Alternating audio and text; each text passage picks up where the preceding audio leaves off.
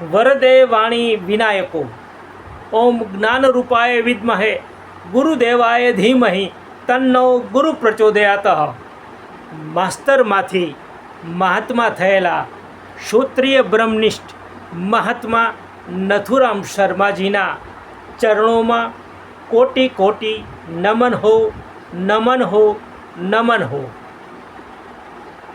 મર્યાદા પુરુષોત્તમ ભગવાન રામચરિત્ર માનસ, ભગવાન રામનું ગુણગાન ગાતું ગ્રંથ એટલે આપણો સૌનો પ્યારો એવો રામચરિત્ર માનસ ગ્રંથ.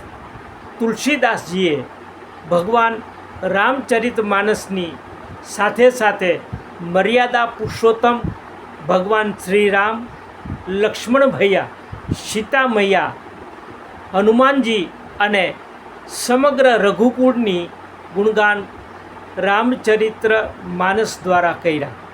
એવી જ રીતે આપણા બ્રહ્મનિષ્ઠ શ્રોત્રિય બ્રહ્મનિષ્ઠ મહાત્મા નથુરામ શર્માજીનું દિવ્ય અને પવિત્ર ગ્રંથ એટલે શ્રીમન નાથચરિત માનસ. બહુ ઓછા મુમુક્ષોને, સાધકોને ખ્યાલ હશે કે એ ગ્રંથ શ્રીમન નાથચરિત્ર માનસ ગ્રંથ રામચરિત્ર માનસને આધારે જ ચોપાઈ આધારિત વિવિધ રાગ રાગણીઓમાં સાહિત્યના જેટલા બધા પ્રકારો છે એ પ્રકારોની રચનાઓથી, દોહા, છંદ, ચોપાઈથી શ્રીમદ નાથચરિત માનસ ગ્રંથ તૈયાર કરવામાં આવ્યો છે. વંથલીના કાનજીભાઈ દવેએ એ ગ્રંથનું લેખન કર્યું છે અને એની પહેલી આવૃત્તિ 1957માં પ્રગટ થઈ હતી. 347 પાનાઓમાં આ ગ્રંથ સમૃદ્ધ છે. 5 એના પ્રકારો છે.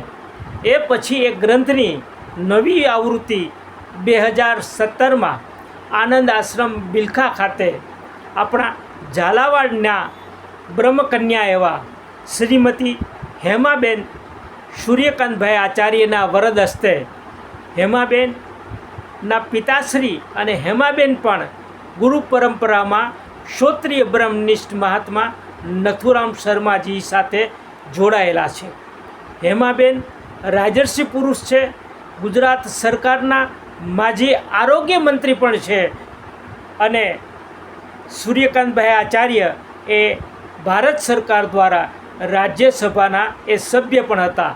એમના વરદ હસ્તે 2017માં શ્રીમન નાથચરિત માનસના ગ્રંથનું લોકાર્પણ થયું અને ખૂબ જ ભાવિક લોકો જોડાયા હતા. આ જીવને એના લોકાર્પણ સમારંભમાં ભાગ લેવાનો અવસર મળ્યો હતો.